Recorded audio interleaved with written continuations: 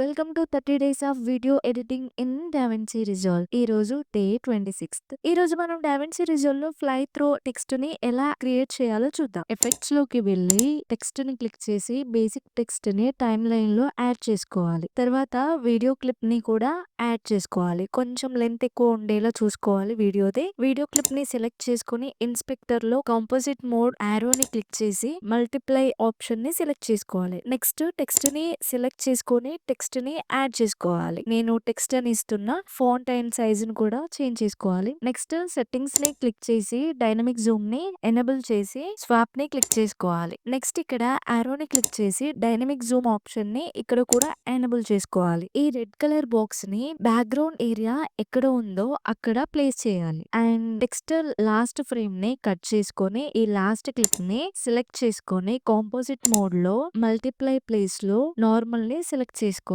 ఇప్పుడు ప్లే చేద్దాం. ఇలా ఈజీగా చేసుకోవచ్చు డావిన్సీ రిజాల్వ్ లో. నెక్స్ట్ క్లాస్ లో కలుద్దాం. నెక్స్ట్ క్లాస్ మిస్ అవ్వకుండా ఉండాలి అంటే మన ఛానల్ ని సబ్స్క్రైబ్ చేసి పెట్టుకోండి. అలాగే నోటిఫికేషన్ ని కూడా ఆన్ చేసి పెట్టుకోండి.